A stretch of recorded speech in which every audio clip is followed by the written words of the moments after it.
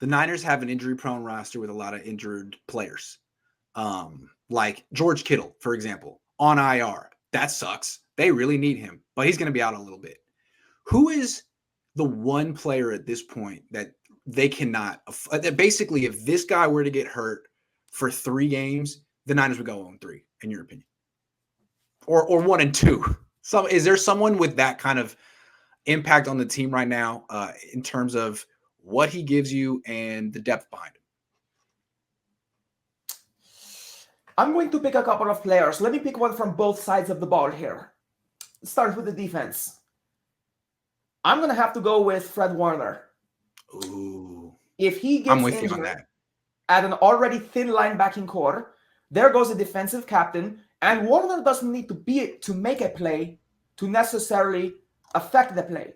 He is the defensive captain, and it was really cool to watch his brain go up against Aaron Rodgers on Sunday Night Football, where Rodgers was calling audibles, and Warner saw what it was, and he was calling the same.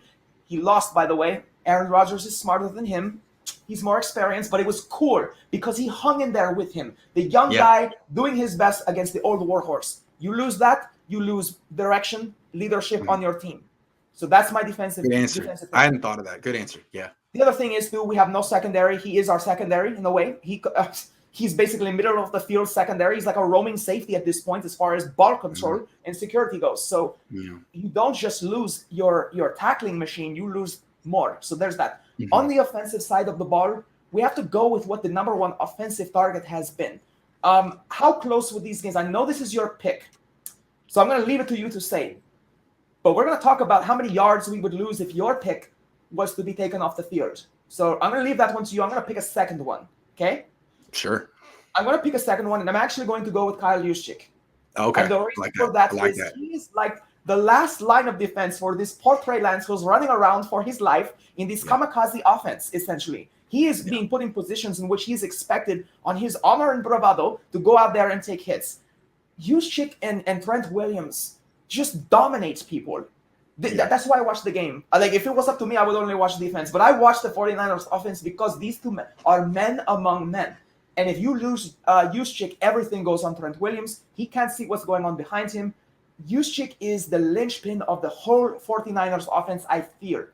He springs the quarterback if they want to do something with him. He defends the quarterback. He actually can run. When the play calling is good, he's a good running back. He is a good running back. He demonstrated that a couple of weeks ago, the Green Bay game, I believe.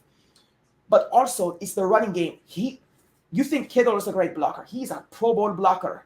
How often do you have a double Kittle whammy effect and Trent Williams going the same direction on a run?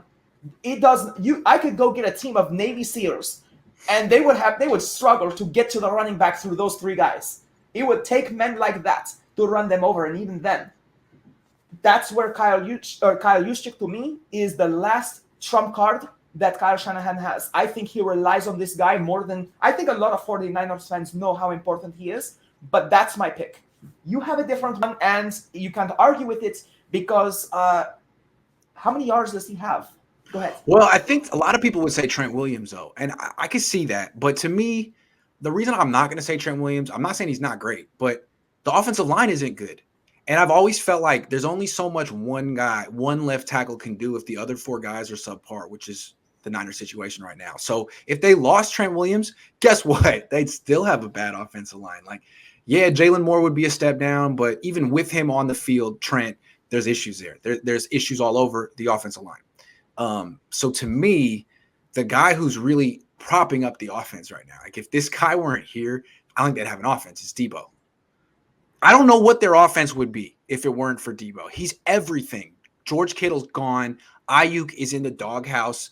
Sanu is nothing. Benjamin is nothing. Dwelly never gets the ball. Juszczyk is getting used more than ever, which is cool. But still, he can't exactly move the ball the way Debo. I mean, he's playing like Jerry Rice this year. He's everything on this offense. And if he were to get hurt, I think they would be like one of the worst offenses in the league. By overutilizing Debo, do you not feel that they are not creating plays for Ayuk and Sherfield and Dwelly? Yes. So in a way, do you remember when back in the long time ago, when Terrell Owens came up and everything like that, the most novel idea happened. Getting rid of a productive Jerry Rice made the team better. That's a horrible thing to say as a 49ers fan, but it's true, right? So I'm not saying that Deebo Samuel is not the most important, but I think Kyle Shanahan is overusing him. And I think the misdirection of his utility players, his other players, his gadget players is not being featured, and it's becoming a Deebo-centric offense. And Deebo is a beast, and he's a baller. And yes, if we get rid of him, we would stink. But at the same time, if we tune him back to say, oh, a bad game for him now seems to be about 75 yards, 100 yards a game. If we dial him back a little bit and get just maybe more someone else, yeah, like Ayuk, perhaps. Yeah. Then I think the offense would be better. And the other thing is, how long can Deebo last being pounded and being expected to run every route and just not get the breaks that he deserves? And the thing is, I don't understand where people like Trent Sherfield are. I don't understand what Brandon Ayuk is. And I'm sorry, but I feel like Ayuk in that game, when he got the ball, he earned his reps. Yeah. He made some good catches. I thought so too.